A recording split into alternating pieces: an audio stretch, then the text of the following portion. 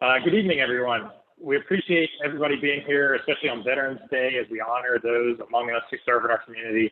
My name is Adam Schmid. I'm here with Duke Realty.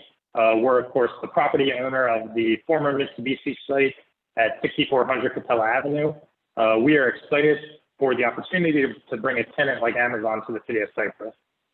We believe they'll be a good tenant and a good corporate citizen, and all things considered, a relatively low-impact user while bringing several benefits to the city. This is our second community meeting. The previous one was September 10th, and that one was focused primarily on explaining CEQA, the environmental impact report, and the entitlement process and where we were. At that meeting, we understood and heard requests for more information specifically about how the proposed project and tenants would actually operate on the site. So we're here. We're happy to have Amazon directly with us tonight. They've got several people.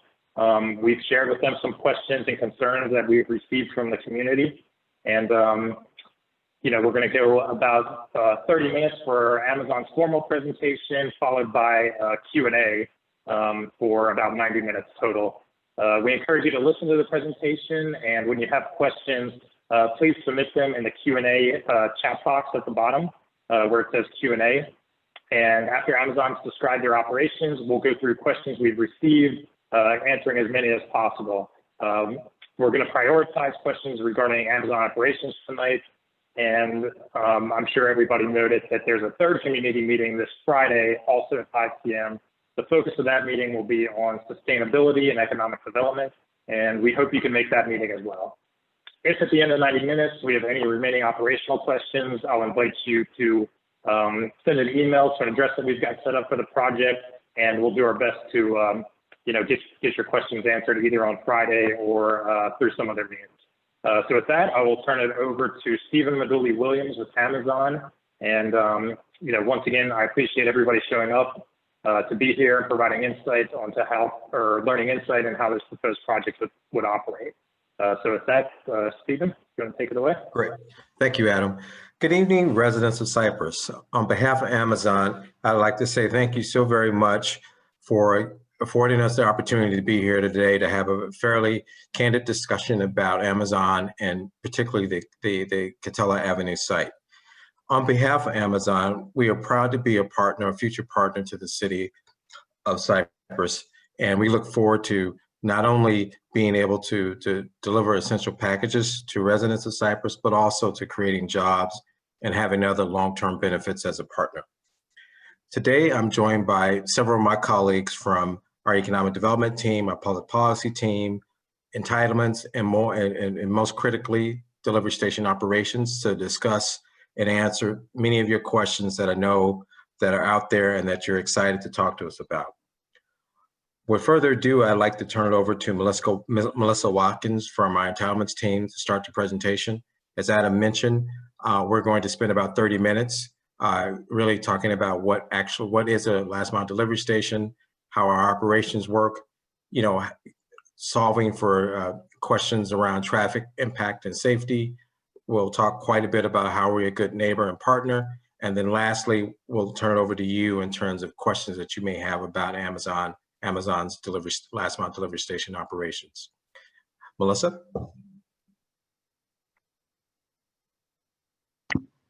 All right, let me know if you guys can't hear me. Otherwise, I will get going. So as he says, I'm Melissa Watkins. I've actually been with Amazon for 6 years. So just as long as these delivery stations have been around, I've been working with Amazon on making them successful. As you'll see here on the screen, Amazon's motto is being the most customer-centric company in the world. And we truly do take feedback from the community to improve our operations. We also very much pride in the fact that these delivery stations help us get you the essential packages that you need in a more speedy and timely manner, as well as keeping it inside of our network so that we can see when those packages are getting to you and making sure that it's getting there by our delivered promise to the customers. So a quick graphic that helps just kind of explain how our network works is fulfillment centers are kind of the big brothers of our operation. Everybody's aware of these. These are the 3 million square foot facilities that have up to about 30 million SKUs that sit in them. So when you click buy or tell your Alexa to order something for you, that's just the facility where these items are being held. So say you're ordering something, it comes directly from the fulfillment center, which we call our first mile. It gets sent to a sort center as a middle mile. What the middle mile is meant to do is actually just sort those packages at a level down, so typically around a zip code level. From there, it gets sent to a delivery station, which is the project at hand that we're talking about tonight. The delivery stations are the ones that intake the packages, make sure that they're sorted at a route level, put them into a van, and get them to your doorstep and are agreed upon promise. So pretty simple flow. We do this day in and day out. We pride ourselves in making sure that it is the safest, most efficient and effective process, and we're continuing to adapt those processes with the feedback from our communities. So let's get to Cypress.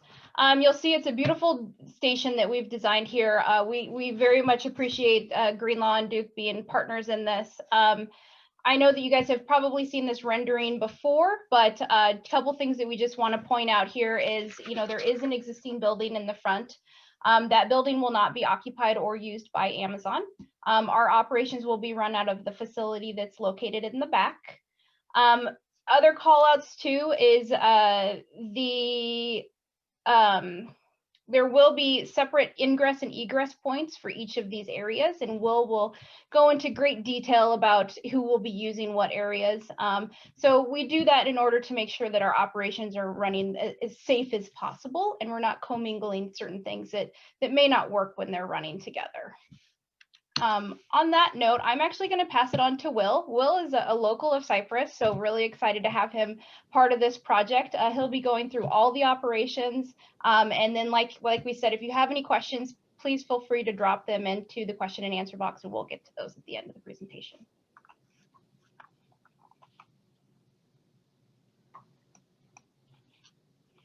Thank you, Melissa. Hi, as Melissa said, my name's Will Sides. I've been with Amazon 5.5 years. I'm a senior operations manager, and I'm actually slotted to open up Cypress as the site lead. I want to give you a rundown, kind of overview of what our site would look like. And the first thing I really want to cover is we adhere to a 24-hour ops clock. And what that basically means is we start everything and finish everything at the same time every day. And the reason we do that is to standardize the efficiency, and of course to ensure that we have a good cadence to provide the safest work site for our associates. So to talk to our operation, what it's going to be like on a normal state, which is basically about 46 weeks out of the year, we'll have 167 Amazon associates daily there. Their shifts are going to start at 01:30, 05:30, and 1300. And within those 3 block times, we also stagger them 15-minute intervals for social distancing and to ease the flow in and out of the building. Our site for that time frame, that 46 weeks, we're scheduled around 18 line hauls a day, which is over a 24-hour period. The site that in a last mile, it's basically one in, one out.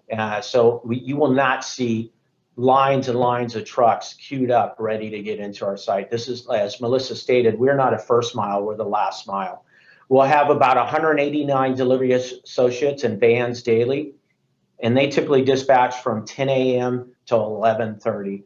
And I'll get through how we dispatch those. And then we'll have 50 Amazon Flex routes daily, dispatching between 1630 and 1700.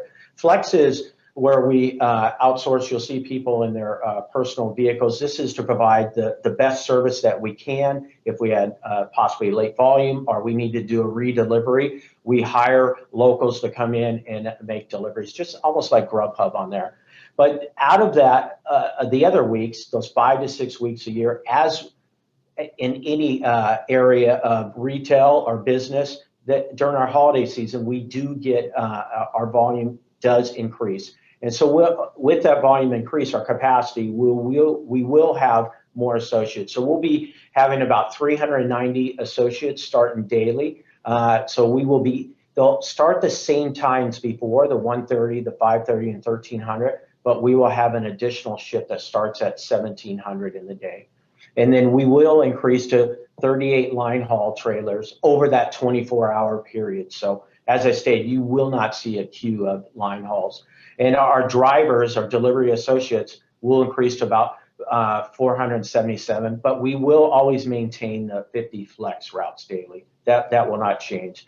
And so once the vans are loaded, they depart the facility in what we call in waves, and they're 20 to 30 minutes intervals in between those waves. So we will have no more than 40 vans at one time. Our building is specifically built for 40 car waves. We cannot go up no matter what the volume or what we might want to do.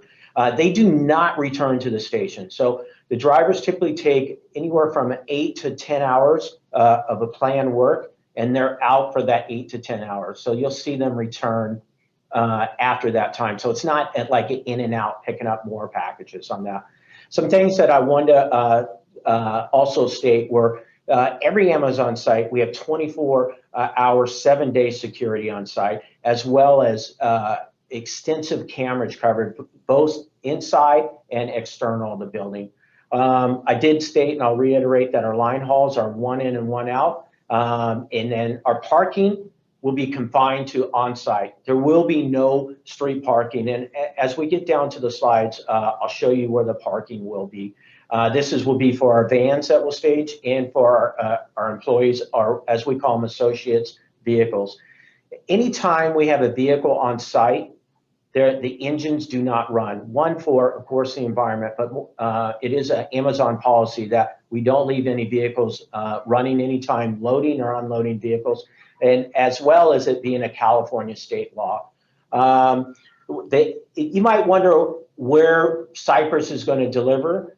Typically it's like up to like a 5 to a 7 mile radius in any given direction, but we don't overlap other sites on that. But it could vary just based on the density of the area on that. As far as the delivery stations, we do not house any product. So all the product that comes to us in the FC, it's dispatched that day. So you will not see any movement once the vehicles are all gone. We don't carry forklifts or fork trucks in our vehicle. We don't move any property or any product in our building because it's all dispatch. And then another point that I'm making these points because I was reading through some of the questions. We don't have any PA systems, nor do we blare any music on there. We do this for multiple reasons. One is for the community, and more importantly, the safety of our associates. They need to know at any given time if we have to communicate anything. And if we could go to the next slide, please, Melissa.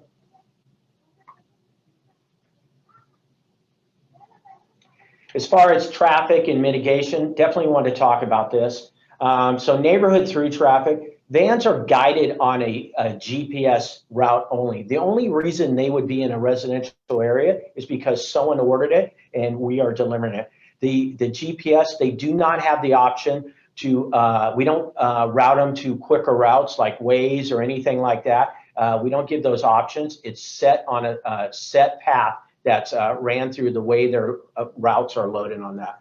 As far as safety for the vehicles, we take safety extremely personal, and at Amazon, we know what we have is the technology. We know exactly what our drivers are doing at any given time when it's related to safety. We can alert if they're exceeding the speed limit over any posted speed.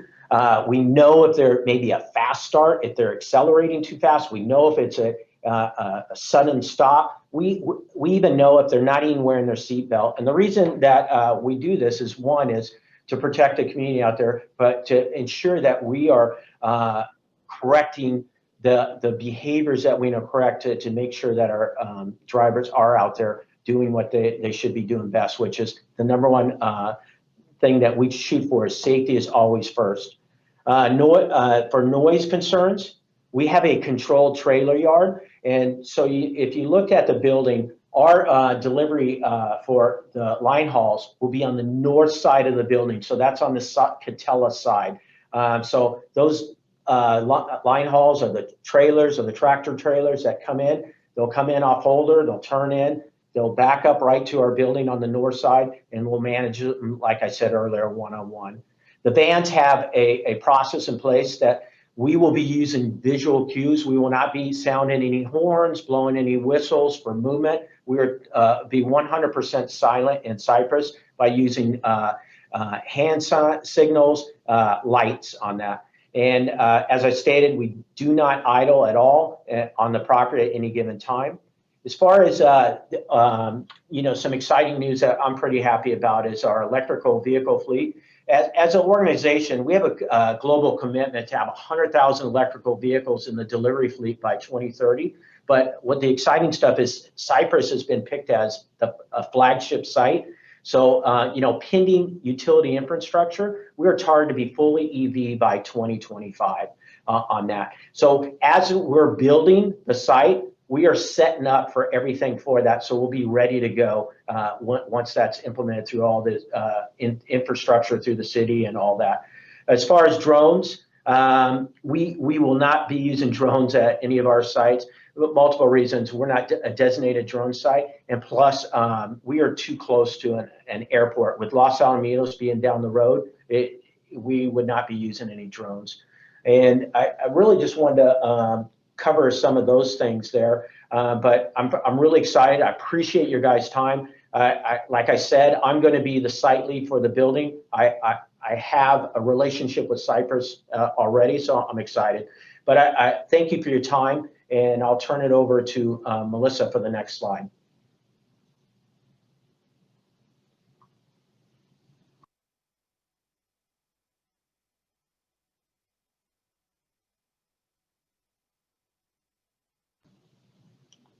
Melissa, I think you're on mute. You got me now? Yeah. Awesome. All right, let's start over then. So with our last mile group, we have two sections of great partnerships that we have in place to help us get these packages to the doorsteps. One of them is a group that's called Delivery Service Providers. This group is actually a really amazing group. It's a great opportunity for local entrepreneurs to start their own logistics business. And for as little as like $10,000, you can purchase part of the network that would guarantee you a certain amount of routes per day based off the station that you're assigned to. We will also give you an extremely robust support system to help you start your business, acquire your assets, manage your operations on a daily basis as needed, as well as assistance with business coaching along the way. So it's a super cool, really awesome program that Amazon has started to just help folks that are maybe looking for that next chapter in their life figure out, you know, is logistics something I'm interested in, and wouldn't it be able to great to be partnered with Amazon to help, you know, reach that reality. The next group, which we'll touched on a little bit, was Amazon Flex. So Amazon Flex is a super flexible solution for community members to pick up extra money as needed. So think of it similar to a rideshare program. However, we feel like our program is built more sustainable than what those other programs may be. And the reason behind that is because you're guaranteed a route. So when you sign up and you're approved to be part of our Flex community, you pick up a route based off of what timing works best for you, and you're guaranteed that route for the day. If something comes up, we support you in that way. But those are kind of our ability to help get a little bit of extra volume on maybe a shorter mile notice. You'll see that our Flex gets dispatched halfway through the day. So their delivery routes are typically like a 4 to 5 hour route versus the 8 to 10 hour route that you would see with our delivery providers, as well as the type of vehicle. Obviously, a community member's vehicle is going to be a little bit smaller than a DSP provider. Some other areas that I thought we might just touch on while we're talking about these, our delivery service providers are not only supported with starting their business, but they're also supported with their drivers. So the drivers that we put on the road are employed by the DSPs. However, Amazon supports them with training, background checks, things like that, so that we know that the folks that we are putting on the road to help service our community are well trained, well prepared, and well equipped to kind of give that level of customer service that we expect from really all of Amazon. So they're truly just an umbrella of Amazon. Other things that I know that I've seen a lot of questions asked for. We do have agreements with the DSPs that require them to provide certain services, things like benefits packages. And I know that Stephen will go into a slide a little bit down the road, but we do require them to have a substantial liability insurance as well. If you guys are interested in starting your own business or just want to know a little bit more information, I would suggest going to logistics.amazon.com. It will give you pretty much everything you need under the sun to find more information about our delivery service providers. And I also wanted to show you guys here on the next slide. It'll be black when I bring it up, but the video will start here shortly. This is from a delivery service provider that we have that currently runs in our network. A couple caveats before I start. Please just note that this video was taken prior to COVID. Obviously, we're not doing a lot of filming during COVID because of our increased safety precautions. So you won't see things like masks and that. However, we will talk later about how those precautions are in place. The other thing is the honking. The beginning of the video does start with the honk. This was taken at a facility that does allow that practice to be put in place. However, that's, as Will mentioned, not going to apply for Cypress. So I'll get that video started. It's about a couple minutes long, so we'll let you guys enjoy that, and then we'll jump back in.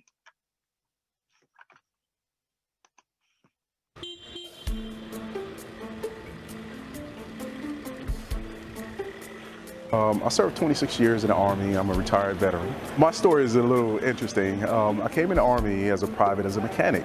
Was enlisted, went through the ranks to a non-commissioned officer, became a commissioned officer in 2003 as a second lieutenant.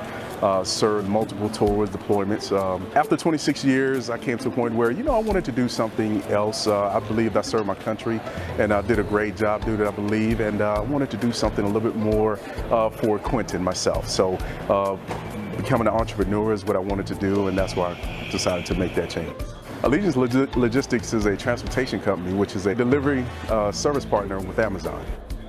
Amazon has an incentive program for veterans that kind of really one of the things that kind of solidified the fact that Amazon was committed to veterans.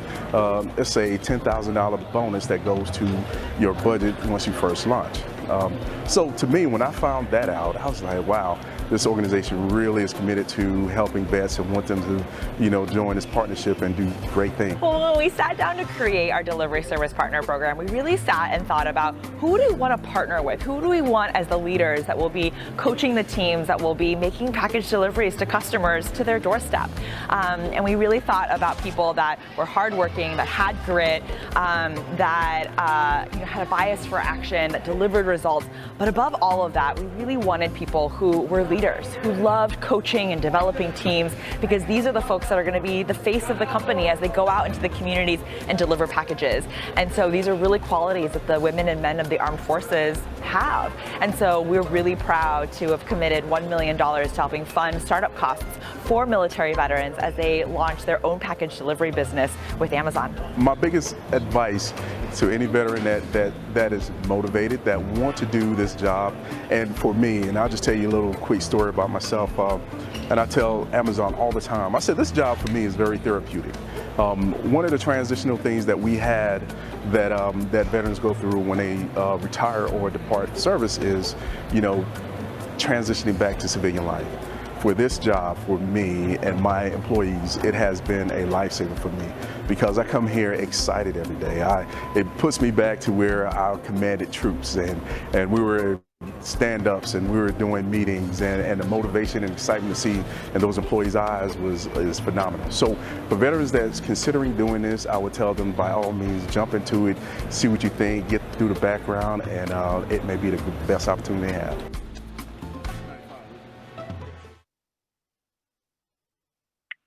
Perfect. Well, I hope you guys enjoyed that. I've had the pleasure of working with our DSPs over the past couple years, and he's one of many veterans that we've hired into this program, as well as folks from other walks of life. It's a great group of people, and I'm super proud that we are able to partner with community members and just help drive this amazing network that we've been able to create. So with that, I'll turn it over to Stephen and let you take it from there. Thank you, Melissa. So I'm here to talk to you a little bit about the job opportunities that this Katella Avenue site will bring to Cypress. So as both Will and Melissa mentioned, there are basically three types of jobs that are associated with a delivery station. The first being the Amazon Associates, which generally start at, and I will say generally start at $15 an hour. That actually is trending up primarily because of markets in California. So even though, again, we're starting out at $15 per hour, that could be higher. Our full suite of benefits include everything from full-time medical, vision, dental, full medical, vision, and dental, 401k with matching, and then up to 20 weeks of maternal paternal leave for associates. It's the same benefits package that myself and everyone on this call receives. Everyone throughout Amazon, if you're an associate, you receive the same benefits. I think the other key aspect of being an Amazon associate is the Amazon Career Choice Program. It's very unique in the sense that it's really focused on helping our employees upskill or in other words, develop their own individual skills and talents. Amazon pays up to 95% of the cost for continuing education. And the thing that's really unique is that Amazon pays that up front. And as some of you may know, other corporations that have educational reimbursement programs, the employee has to foot the cost and they can't get reimbursed after the class is complete. And so we understand how burden that can be how much of a financial burden that can be for employees and our associates. So we actually will pay that cost up front. There's no obligation for the associates to stay at Amazon once they've completed their education. So for instance, if someone is working as an associate at the delivery station and they decide they want to go into a medical career, they spend 2 years, they get a certificate, they can leave Amazon without any obligations. But ideally, we like to keep them within the Amazon family. The next type of job associated with this site is really, again, focused with the DSP drivers. And again, they generally start at about $15 an hour as well. And as Melissa mentioned, we also require, part of our requirement is that these employees, that DSPs, companies provide benefits to their employees. And again, there are some markets within California where that $15 minimum starting per hour is up to as high as $16 to $17. It really kind of depends on the market, but we know that they'll start at $15 an hour. And then the last job, which Will talked about, is with the flex drivers. Again, that's the flexible job that allows individuals that need alternative schedules to work. And again, they come to work every day with a dedicated route. They use their own vehicles. They get loaded up with packages, roughly anywhere from 10 to 12 packages. They go out, they deliver their packages, and they're done. On average, the DSP drivers make anywhere from $23 to $25 an hour. They don't generally receive benefits, but again, this is designed to work with individuals who need flexible work schedules, and we're pretty excited about how this program has taken off. I know one of the big questions that we've seen related to our employees, particularly the DSP drivers, is around background checks. And so not only obviously Amazon provides background checks for all its employees, but we also work with ADP to ensure that all our delivery service companies have the ability to get background checks for their employees as well. And generally, that background check is a federal, state, and local background check, as well as a drug test. And we trace back the background checks to 7 years for each individual employee. One thing I wanted to highlight, that if there's an accident on the road, our procedure is to immediately drug test that driver, and that driver will be sidelined until that test comes back. And we do that to ensure that there are no issues with a particular driver that's going to cause health and safety to the community that we work in. And so I'm just saying that because we want to make sure that we partner with the city of Cypress to understand that we're very cognizant of safety, not just for our associates and partners, but also for the residents of Cypress as well. Thank you, Melissa. All right. So saw a couple questions about COVID. So we figured we would just address this. This is going to be kind of about what Amazon is doing. My counterpart, Jesse, in another couple slides, will talk about things that we've done in the community. But things that we've done in the first quarter, $800 million has been spent to make sure that our associates and our drivers are safe. We've implemented things like temperature checks on both the associate and driver side. We've, moved mountains to make sure that we have the correct PPE. So masks, gloves, hand sanitizers. We've deployed thousands of additional hand washing stations into our areas to make sure that they have quick and easy access should they feel the need to wash their hands again. We've gone above and beyond kind of our enhanced cleaning procedures. We are, we have additional janitorial staff on site to make sure that everything is being cleaned at a more frequent pace. Usually it's within every hour. With the enhanced cleaning on the van side too, we're making sure that every vehicle is being wiped down twice a day. And we're providing all the supplies for them to do that. We do the same thing with our flex drivers. They actually receive what we call a sanitation packet. So think of it like something if you've gone through the airport recently and they'll ask you if you want a little baggie. It's basically a Ziploc bag with a handheld hand sanitizer, mask, things like that. That we can just help support the community that are, helping us deliver our packages. We've also done two really great things with the Amazon Relief Fund and the LifeWorks Support Fund. The Amazon Relief Fund is a $25 million fund that helps support those that may be out of work on the Amazon side due to a confirmed case.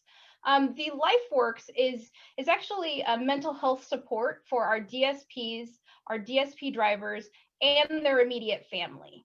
So it provides them with the counseling services, not only around COVID, but if anything else in their life, knowing that people are in more seclusion than normal. They have that network free of charge to reach out to get that support. That's just a handful of stuff that we're doing for COVID. We're continuing to update our processes. We hope that COVID's kind of a short-term thing, but it sounds like it may be here for a little bit longer. We'll continue to make sure that safety and cleanliness is our top priority. And so, like I said, Jesse will get in kind of to the exterior community side of things here in a second, and I think I'm going to kick it over to her right now.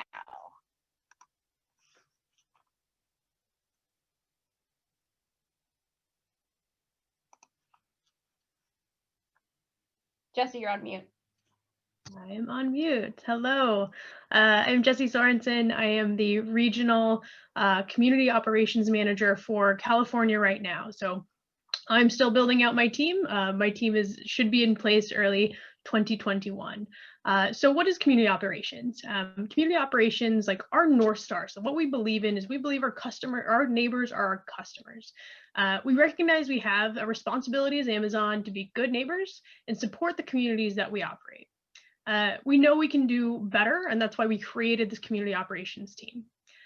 We recognize that all communities are different, and we don't assume that a one size fits all. So Cypress is a different community than Anaheim, than anywhere else really in Los Angeles. So we prioritize listening to each individual community at the hyper-local level to understand like the needs of the community, and then we kind of build a strategy of how we can support that throughout the year.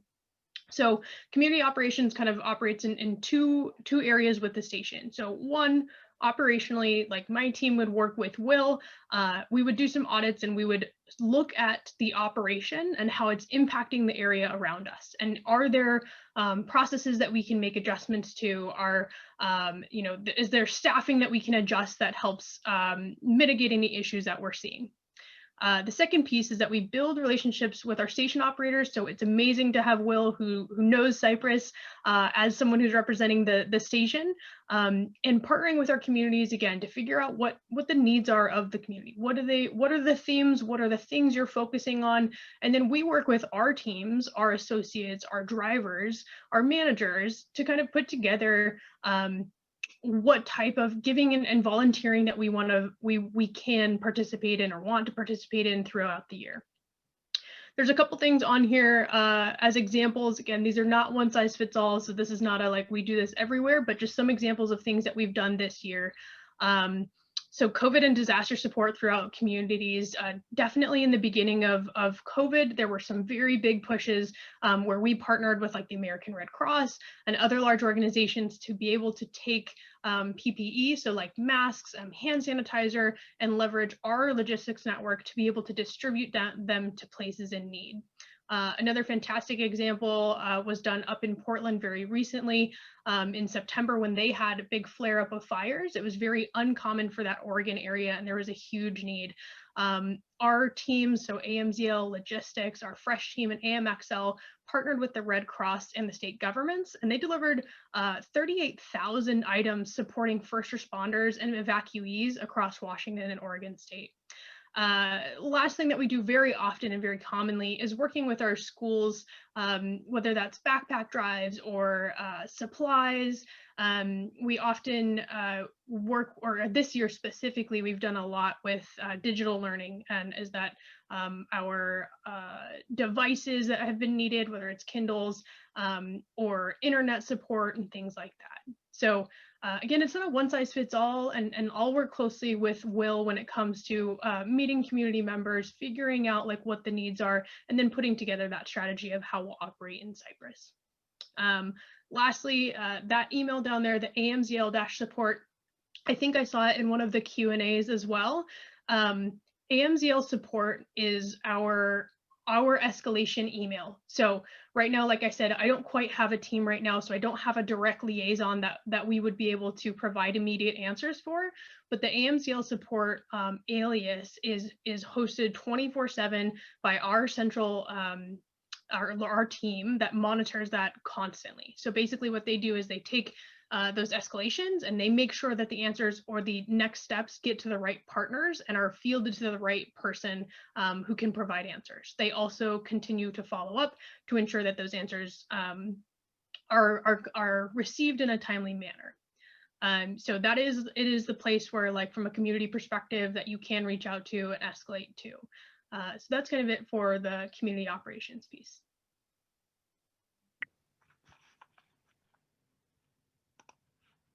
All right. So that concludes our presentation. I've been slowly getting through some of the questions and answers here on the ones that we can address quickly or that we've already addressed via the presentation. However, if you have additional questions, feel free to drop them in the chime. I'll start at the top and work my way down. There's about 15 of them sitting out there right now, so we will just get started on those. So I'm going to kick this first question over to our partners at Duke. Will Amazon maintain the vacant building at the front of the site? Could it be subleased? Currently, Amazon is only subleased the back building. So Duke, if you'd like to discuss kind of what the use of the front building, that would be great. Right there, it's going. Sure, Oh, go ahead, Adam. Sorry, go ahead. There's going to be no use of that front office building at all. However, it will be maintained to commercially reasonable standards, and that's in our documentation between Amazon and Duke. And that's going to that includes addressing all fire and safety issues as well as the aesthetics of the building. So keeping it. The whole reason to keep it up was to keep the aesthetics of the business corridor the same, and so we will definitely be maintaining it both aesthetically and safety wise. All right, well, while I got you, I got one more for you. There's a question on if Cypress is planning to interconnect the Holder Street to the residential area. So from a Duke or Amazon perspective, neither party is interested in doing that. The current street configuration works for the operations. It's our understanding that the project is likely to be conditioned such that van and truck traffic could never go south if it were ever opened. So that's really a city decision if they ever decided to open it up, but we would never expect to be able to operate that way. And so therefore, it's not a request that either Duke or Amazon would make. Perfect, thank you. Will the emergency access road behind the facility be used for business traffic? So let me actually just flip right back to the slide so you guys can see. So right here is what's in discussion. So the emergency access road is exactly that, emergency access. You'll see here from our flow of traffic that we have no use for having anything back on that south side of the building. In fact, if we were probably to see somebody back there, we would have our security would be questioning what they're doing. So that is, if it comes up, we're happy to address, but at this current point, there's no use for that. Correct. And the end will actually also be gated too, only for fire department access as well. Let's see. Can the loading dock be covered to mitigate noise and truck engines? So Will, do you want to talk about the north side of the building again? Sure. Yeah, typically on all our buildings, we do have a slight cover that's to protect over inclement weather. And then we'll have around the dock doors, buffers on that. But as far as the noise dock being totally covered, that will not happen. We do know that the whole building as a whole will be a noise suppressant as well. As you see the red on the picture on the slide, so our line hauls will typically come from ONT 5, which is out in San Bernardino. They'll come down and they'll come right down the 605. They'll get off on Katella and they'll make a right on, turn right in there and just back up right into our dock. So we do feel that the building itself will be a noise suppressant. And as I stated before, we do not keep vehicles running. It backs up. Our line hauls do not use any kind of backup device noises. And then they'll shut off, we'll unload, and they'll be out within anywhere from 30 to 90 minutes, depending on what's in the truck. Correct. And we've also had a sound noise consultant model the operations, and the nighttime operations is actually 5 decibels below the city nighttime standard. And so we're in full compliance with the ordinance there. And being 5 decibels below is quite significant, actually.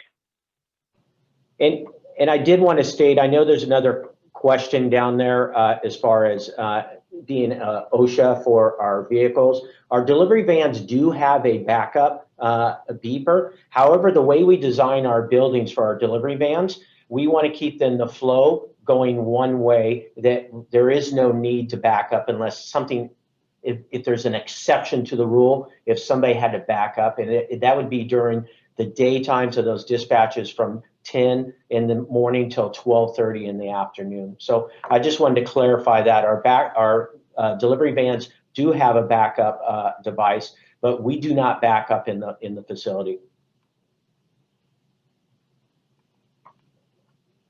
Awesome. All right. I see there's a comment here from Mr. Basili regarding lead certification. I will make sure that we address this as a separate site because it looks like there's a little bit of detail here. So I'll work with Duke to respond to that one. Given the city of Cypress is hosting the facility along with the traffic and other impacts on the city, how can Amazon assure that the city, the number of jobs will be filled? So Stephen, do you want to take that one? Filled by local Cypress residents. Sure, I'll be happy to. So the first thing I want to say about the logistics industry is that local hire is really particularly part of Amazon's DNA when it comes to delivery stations. You know, our objective is to get packages delivered locally, and it's much easier to do that for both our associates as well as our partners if we're able to source local talent to get that done. And typically to really make that happen is that usually about 60 days before our site launches, we go out and prior to COVID-19, we would go out and have community hiring events in this case in Cypress. And that way that allows us to identify local talent, or local talent has access to Amazon. In addition to that, we typically work with local workforce development organizations to really identify or reach out to them and identify pools of people that are already in their databases. Now during COVID-19, our hiring process is for the most part completely virtual, but we still take the opportunity to reach out to both the City of Cypress Economic Development Department as well as the local workforce development partners to ensure that we give Cypress residents every opportunity to apply for local jobs. And as I said earlier, hiring locally is part of our DNA. It's second nature to us, and we're really excited to make that happen. Thank you, Melissa. Yep, awesome. Will the Flex community trucks be held to the same EV standards as the actual Amazon vehicles? Or will they possibly be traveling through our neighborhoods as gross polluters? Will Amazon be marked on them or distinguished so we know who's driving through our neighborhoods? So there's a couple of questions there. The Flex community is obviously an independent contractor. We do have standards in place prior to them coming on board so that we know, just like our DSPs, who's delivering our packages. We don't have any sort of requirement right now to make sure that they are EV. However, we do see a lot of folks that are already driving very fuel efficient electric vehicles that are coming in and out of our facilities. But as far as how will they be identified? Right now, they receive branded vests so that they are actually a similar design to what you would see our DSP providers. They're actually a blue-gray right now. We've also provided them with branded masks now that COVID is out there, so they may have a smile on the mask as well. But as far as any like outlying marker on a vehicle, no, it would just be like your standard car that you're using to deliver our packages, but we can definitely take feedback to that team and see if there's additional things that we need to review. Do we have an expansion plan? Will, do you want to take that one? Sure. No, we do not have an expansion plan other than those small weeks during our holiday season where we just increase our hours. The way the buildings are designed, we can only produce so much capacity per hour. So we will not be expanding on the site anymore. The building is set as it is. Like we said earlier, we would not be expanding into the front building. So we are set. And when we lay out these delivery stations, our capacity is set other than Prime Week and then the 4 weeks for the holidays as everyone gets busy during that time. Perfect.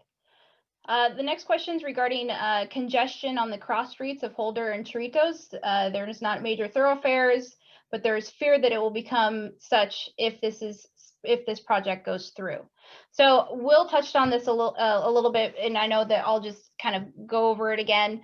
Our vans are guided via GPS, as well as our Flex vehicles. The Flex vehicles use the same type of device technology when they're running their routes. The vans are GPS guided to be on arterial routes until they need to be into a neighborhood. So we will see if they're in an area that they shouldn't be in, but they shouldn't be in there unless they are delivering a package, hence decreasing the chance of congestion on those kind of side streets. Are employees allowed to take breaks in the parking lot? Will, can you take that one? Yes. Yeah, we typically, the people that go out in the parking lot would be your smokers. If anyone smoked, we have a designated smoking section in the front of the building. There will be, but we have extended break rooms in our facility. We like them to be in there. We provide free coffee. We have snacks for our associates. Most of them, a high percent of associates will break inside the building. It just gives them more time to, enjoy their uninterrupted breaks and or lunches. Perfect. So will security cameras see their residential properties? I can answer that, Melissa. Yeah, there you go. Yeah, so our cameras only cover our parking lot for the security of our employees' vehicles. They don't extend past the parameter of our property line. But we will have cameras around all our building on the exterior. And of course, we have cameras inside the building. Great. There's a couple of duplicate questions, so let me go through this here. Could Amazon Duke look at making concessions by using the front building for Amazon's return kiosk, Whole Foods, or other community needs? Duke, do you guys want to take that one? Because I know it's not part of our scope.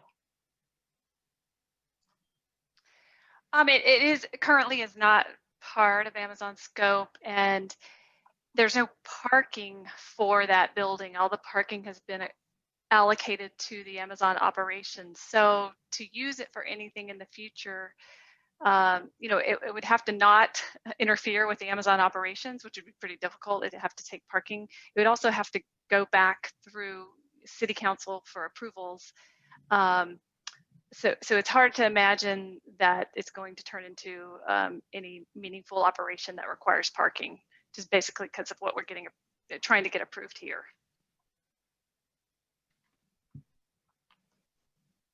Perfect. All right. Well, there's a question about how you're related to Cypress. So. Sure. Yeah, yeah, related. But I'll tell you how I am involved in Cypress. Prior to Amazon, I worked at UPS, and I retired from UPS, but that area was my route for 3 years. I watched that area grow. This was from 1991 to 1993, but I delivered to those businesses every day, Monday through Friday. I had relationships with those. We all know our UPS drivers, and it was a phenomenal experience for me. I lived in Los Al at the time, right down the street down there. Cypress, it was an awesome town then, and I do have friends that still live in the city. When Cypress came up, I was so excited for this opportunity to be part of this wonderful community. Awesome. All right. Mr. Armbruster with the Cypress Land Company, I will take that back and we'll make sure that we connect with you on kind of some of the comments that you have. Are we looking at acquiring additional warehouse space? Will, do you want to do that one too? Sure. We are not looking to acquire any other additional space for any Amazon in that area. What we do is, like Melissa stated, we create the network where we cover that. That area is being covered by another delivery station as we speak. We're just improving the service timeline on this. So no, we will not be adding any other Amazon properties in there. All right, let's jump to this next one. Will the ingress and egress strictly be off Katella? So we have the map up here for those of you that can see it. The yellow section here is where you're going to see our associates are parking on. So they will be entering and exiting through Katella. Our van traffic will enter and exit through one of two ingress egress points onto Holder, as well as our line haul traffic. So those two are not intermingled. They arrive and dispatch at different times. So it will help with that flow of traffic.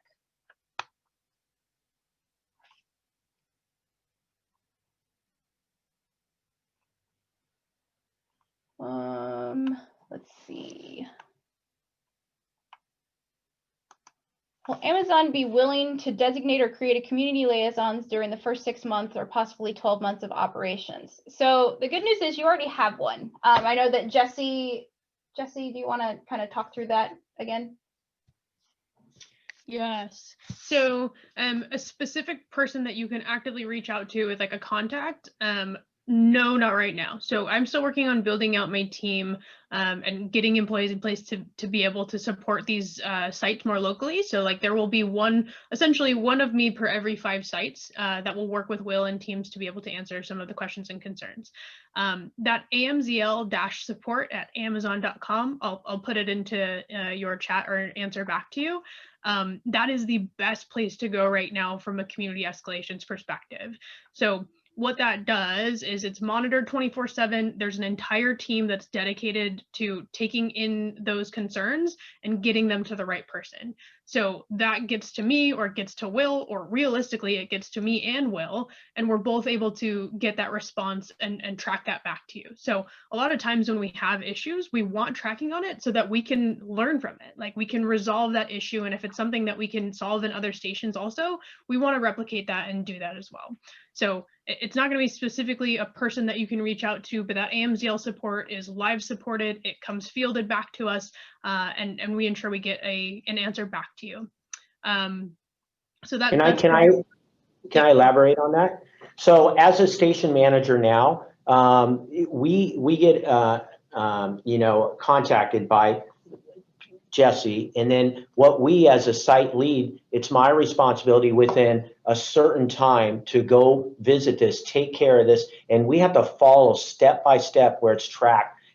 Are we resolving the issue? So it's a very detailed process anytime there is an issue or a concern. I just wanted to add that in from a site lead, Jesse. Yep. Thank you. And again, that's the part of like, we work with the operators. Like, it's not just like me calling you back and saying like, yeah, the operation will do it. Like, I'm working directly with Will and making sure, again, those concerns get resolved. All right.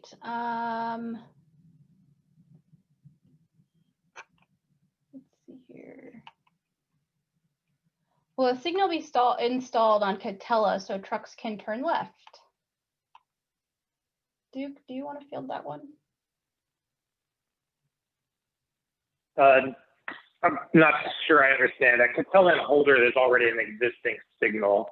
And then the other driveway for employees only. Neither trucks nor vans will go there. That's only for associates working inside the warehouse. That's only right in, right out. Cars wouldn't have the ability to make a left turn in or a left turn out of that access point. Are the DSP vehicles equipped with two-way radios? If you're monitoring them and they're off course, how are they notified? So GPS is the key component, and it's run via a device that each of the drivers receive. So that is constantly in communication with a map that our DSP owners have that are usually, every time you go into a station, you'll see that it's probably up on their screen. And they're just seeing simply the same way you would see like your food delivery coming your way. They're seeing the exact same thing where their vans are going.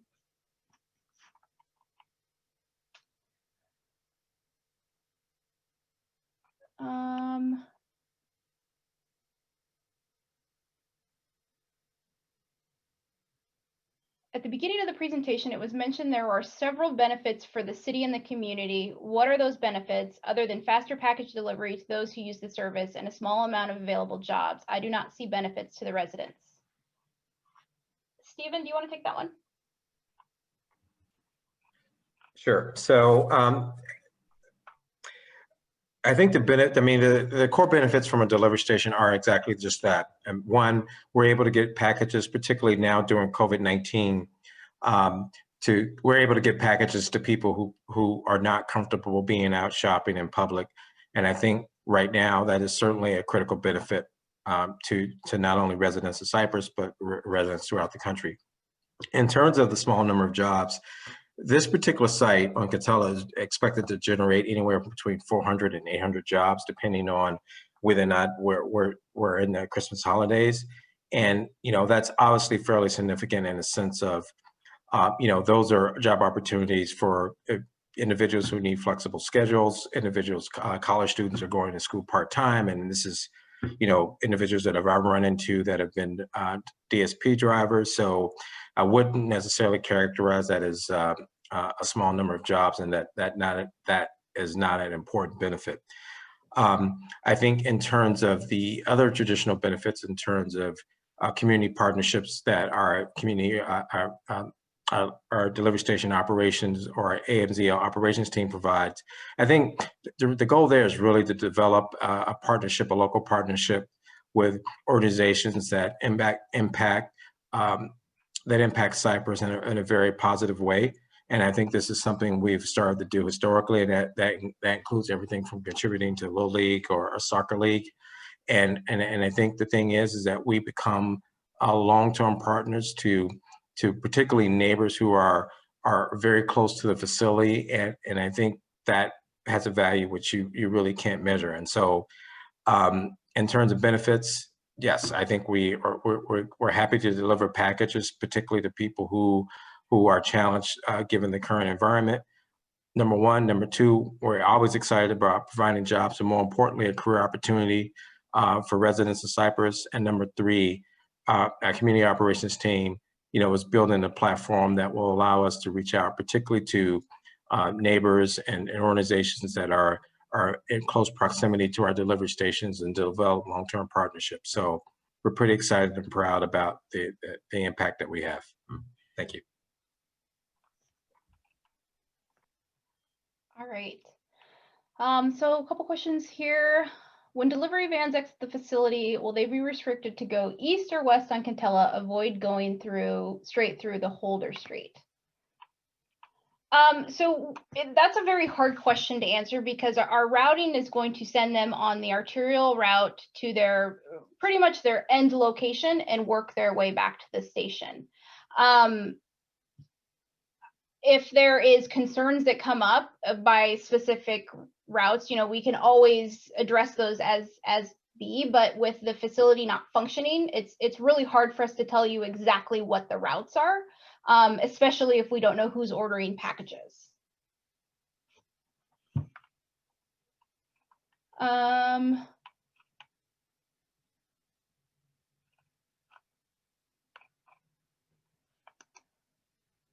It's your peak weeks.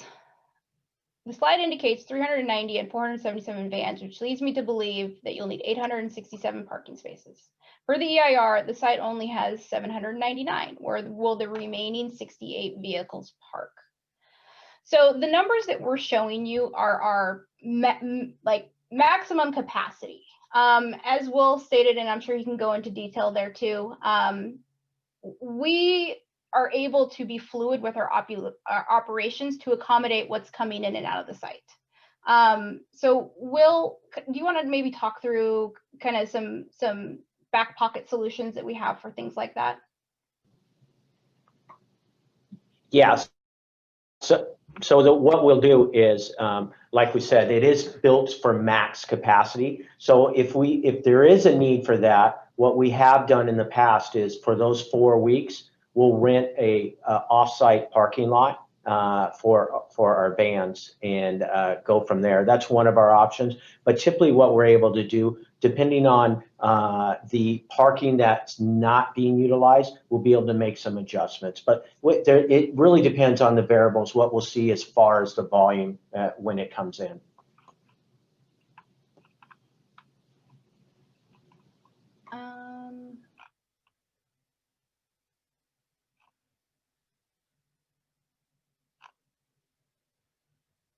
Do you plan on leasing any neighborhood buildings now or in the future? I believe we already addressed that. So go over that one.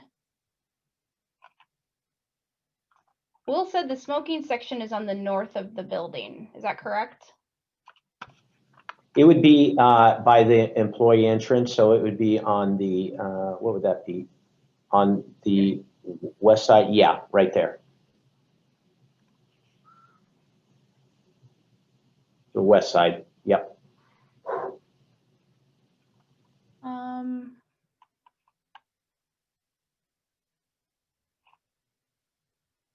What will the wattage of the lights on the property be?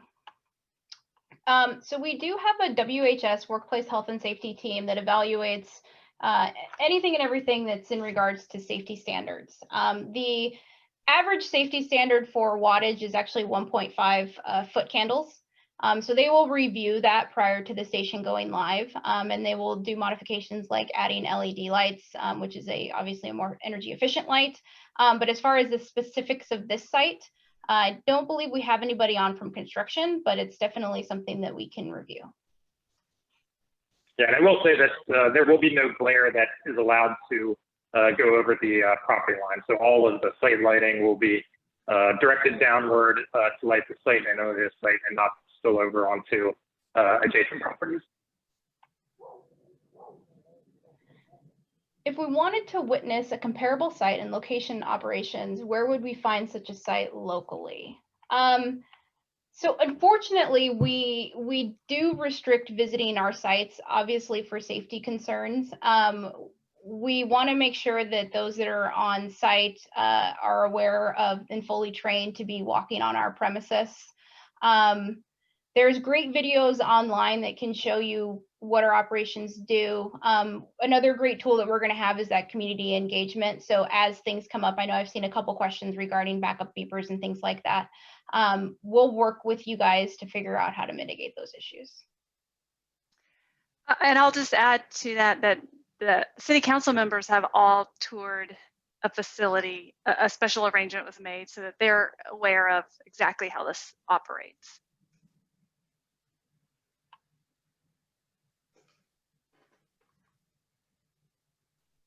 When is this scheduled to launch? Will, do you want to touch that one? Sure. We're tentatively scheduled to launch in May 2021. So that is our launch date as it stands right now.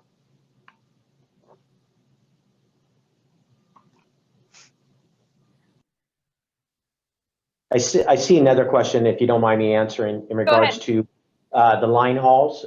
So they asked if they would go down Valley View or not.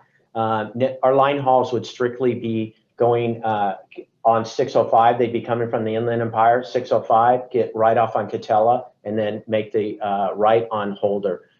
We have to make sure we follow city ordinances as far as what streets that are compatible for the big rigs. And that's just like our delivery drivers and our flex drivers, our line hauls follow a set GPS route that they have to follow. And that is the path to our building.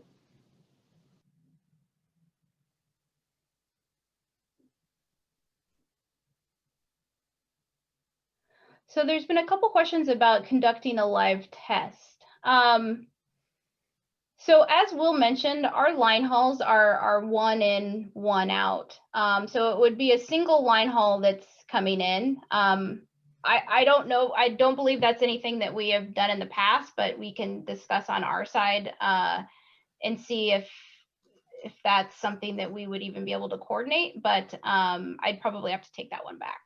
But again, it's a single line haul that's coming in. How will the trucks go south on Stanton Channel when Holder does not go through? Will they go down Valley View or Knott Avenue? That's the one I just answered. Okay, perfect. Oh, they're popping up.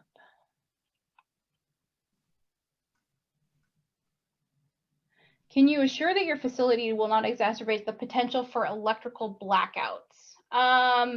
Stephen, do you want to talk on that one?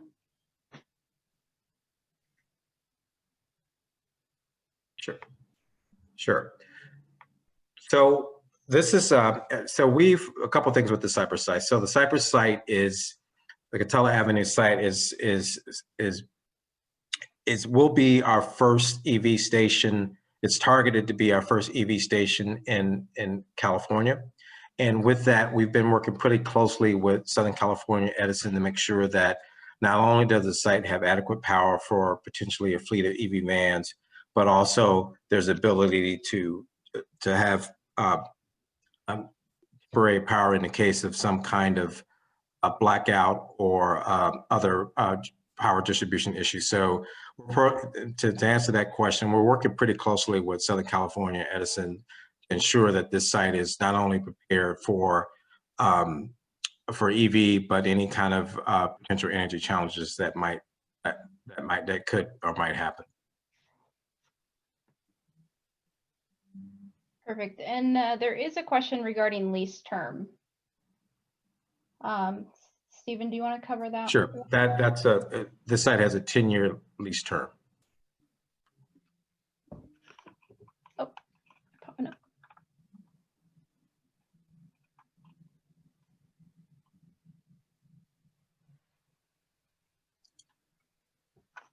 Okay, so in the September 10th meeting, Amazon stated that Cypress would be the first site to have electric trucks. Now you're stating that that will not have them until 2025. So this is the way the EV rollout will generally work. Ideally, and this is the case for all our EV sites in California, right as of this moment, the Cypress facility on Katella Avenue is slated to be the first site in California to have EV vehicles. As some of you know, Amazon has purchased 100,000 electrical vehicles from Rivian Company, which is fantastic. The challenging part is that we're still waiting to have those vehicles actually physically produced at the company Rivian. We anticipate that in 2022, toward the beginning of 2022, we'll start to see that fleet start to roll out. We probably won't have any site in California that will have 100% EV vehicles immediately. But what you'll see is you'll see a process where the vehicles come in waves. So in the case of the Katella Avenue, probably about 30% of the fleet will come in year one.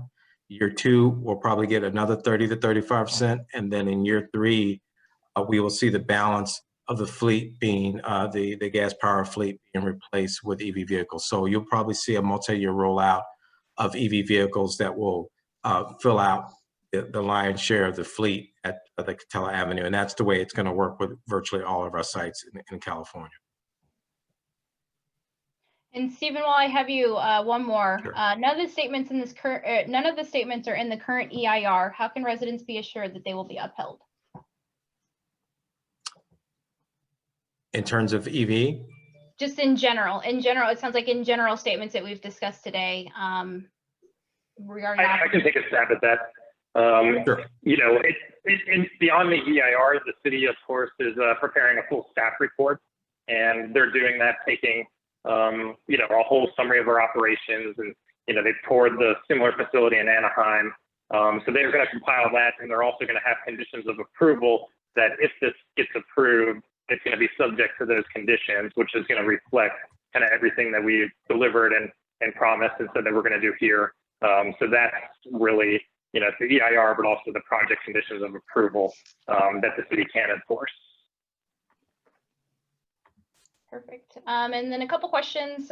Will solar panels be installed, and what is the projected carbon footprint? Stephen? Sure. As of this moment, solar panels are not targeted for the actual building itself. In terms of the carbon footprint, that's a question we don't have the answer for today, but that's certainly something we can research with our sustainability team. Right now, they're in the process of doing analysis of a lot of our sites throughout the country in terms of the particular carbon footprint. Right now, that's currently still a work in progress. So if drivers start deliveries furthest from the site and work back home, does that mean Cypress will get deliveries late in the day? Will, do you want to take that one? Sure.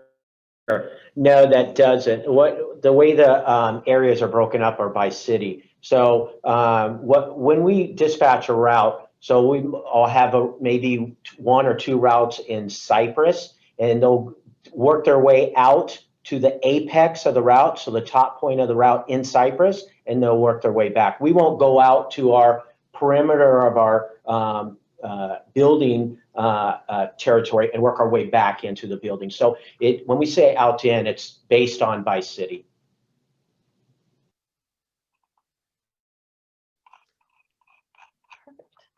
All right, and there is just a comment from Mark. A major community benefit of this project is saving the Mitsubishi building. This will result in a large building that will generate absolutely zero traffic and aesthetically maintain a beautiful building facing Katella with a wonderful landscape setback. No other possible project on this property would save the building and thus have those benefits. We have been involved with the Cypress Business Park for over 40 years and care about the quality of the business park, and this will have a huge benefit to the entire community. So thank you for that. And I believe that's all. Those are all the questions that I'm seeing so far. If I haven't answered one of your, there. Will landscaping and trees be added to the rear of the property? Duke, do you guys want to take that one?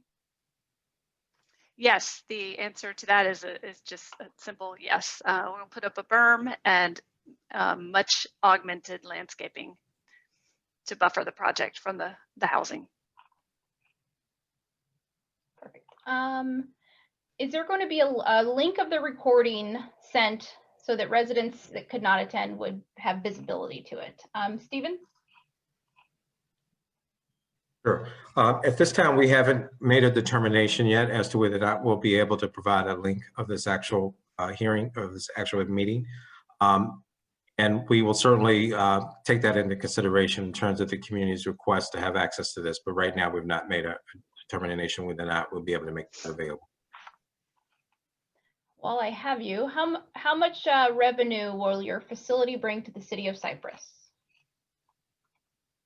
Well, I think a couple things. I think that this is, by nature, delivery stations, e-commerce, last mile delivery stations, we are not going to generate a lot of revenue for a city in terms of sales tax. And so the only sales tax that you'll generally see generated from a delivery station is the sales tax associated with purchases from gasoline from our vehicles, which will obviously purchase gas in the city of Cypress, as well as purchases by our employees, which will be add to the employee base of the city of Cypress. I do want to, Stephen, I do want to add into that as a site lead that we purchase, food for our associates. We support local organizations, local restaurants quite often. So I did want to put that out. You will. Why should residents agree to this project when it causes so much noise, traffic, and likely result in their home values decreasing? What do the harmed residents get for this project? Stephen, I'm going to kick that one to you. Sure. I guess my only response to that question is that we don't subscribe to the notion that Amazon delivery station decreases the value of homes in the communities that it serves. And we think, obviously we're a good partner, we're a good neighbor, and that we add value in the sense that we're able to get essential items to residents who need them, who typically may not have had access. And so the property question, we don't really have an effective answer for that because that's not been our experience.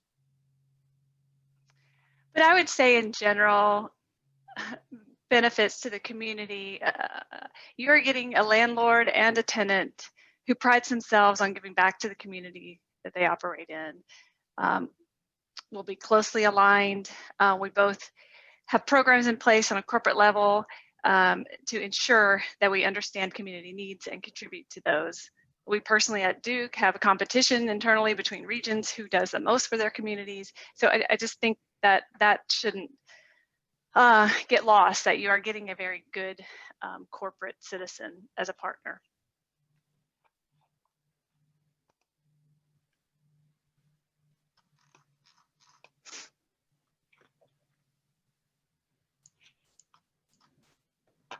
Hi there. Yep, they're perfect. Tom Florino from our economic development team. I would also add that largely we locate delivery stations where we already have customers. And so our customers are your neighbors. They're already getting our packages. They just happen to be getting them often from other delivery providers. Part of us building out AMZL and delivery stations is a recognition that owning the last mile of our customer experience helps enhance that experience and ensure our delivery promise. And so these projects give communities, quote unquote, asking rights of Amazon. Those are asking rights of Amazon that you do not have today with other delivery service providers. So we are very interested in, stitching ourselves into the fabric of these communities. I think you've heard from our teams that have focused on our community operations and our community giving, but also making sure folks understand that, we're a job creator, we're going to be a good neighbor, we're going to be responsive to your concerns, and we're just really excited to get going in Cypress.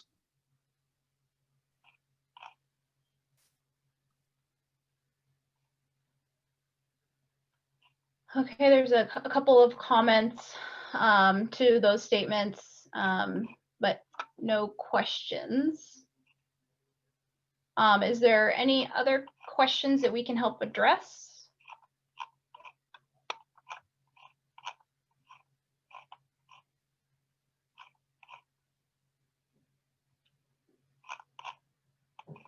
All right.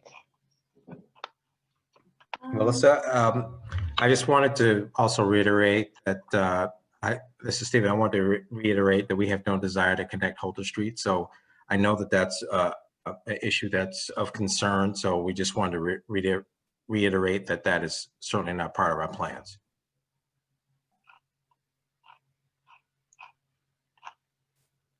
Yeah.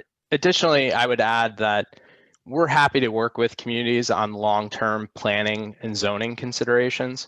I think, the reality of our business is we can only locate where zoning allows us to operate. But we understand that residents may have concerns about their zoning and about their long-term economic development plans. And not only are we willing to work with you, but we're willing to work with your elected representatives, and we would encourage you to do the same. So there's a question, are there any penalties paid to the city if we fail to fulfill our commitments?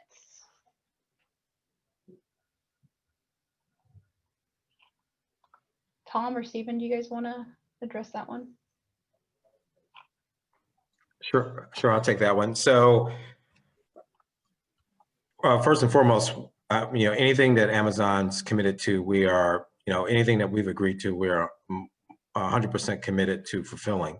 But in terms of any caveats or conditions, as part of the CUP process, obviously there's certain conditions that we will have to abide by, which we will.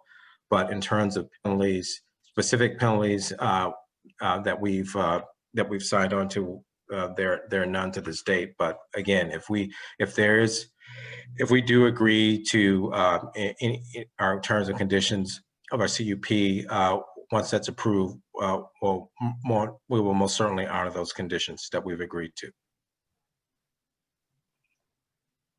New question. You said that Amazon Flex drivers are independent contractors. Uber and Lyft drivers receive relief from AB5 restrictions in the recent election. How do Amazon Flex drivers fit under AB5? I'll take that. We're in full compliance with AB5 as a company in California. Amazon's California operations are in compliance with the law. I'll tell you what's a little unique about Amazon Flex drivers compared to some of the other companies you just named. These are people who have set hours, actually. They're able to go on and select their shifts for the week. So it's a little bit different than your traditional gig setup where someone can turn on an app and decide they want to jump and go to work. But we are in full compliance with California state law, and we don't anticipate any changes to that. Awesome. This is probably just a general question for all the Amazon folks. Is there any way that residents can be more involved in the process? Additional meetings, etc. Cameron, Stephen, Tom, Will, Jesse. Sure. Well, first and foremost, this is obviously, as some of you know, this is our second meeting, and our intent is to hold an additional meeting on Friday at 5 p.m. to talk about economic development and more precisely community benefits in greater detail. So there's certainly another opportunity for you as residents to engage Amazon and have a discussion about our presence in Cypress. So, and we welcome, welcome many more questions, any more comments, and we see this as another opportunity to engage Amazon about the site on Katella Avenue.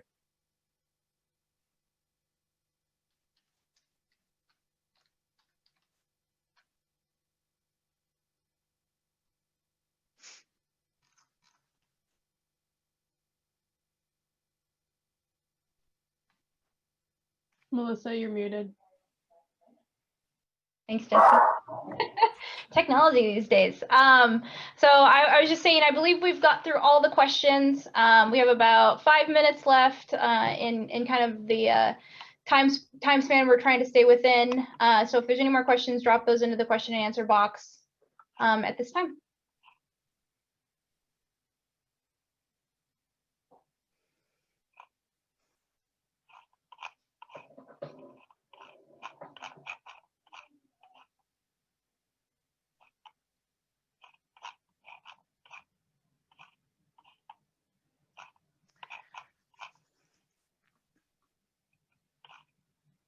I'll just add, if you think of questions after we hang up, we have an email, info@katellalastmile.com, that we'll monitor here, and if questions come in, we'll do our best to answer them timely.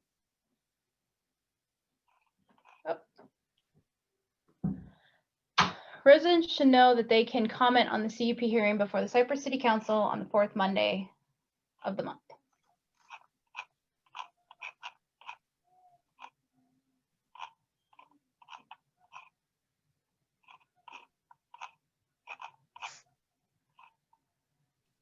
All right, well, Stephen, do you want to wrap it up? Perfect. Thank you, Melissa. So again, Amazon, on behalf of Amazon, we just wanted to say thank you also very, very much for participating with us here today. As I mentioned earlier, we have a third meeting on Friday at 5 p.m. to discuss economic development and community benefits for the city of Cypress as it relates to the Katella Avenue project. Pull your questions together. We'll be more than happy to, again, go through a whole series of questions about those particular issues, or if anything that you forgot that you wanted to bring up. If there's extra time, we can also answer questions there as well. But again, Amazon's intent is to be a partner, a long-term partner with the city of Cypress. We're looking forward to our partnership. Our site will be opening in May of 2021. We're excited to be able to get key packages, but as I said, we're more excited about being a neighbor. Thank you all very much, and we look forward to speaking with you again on Friday.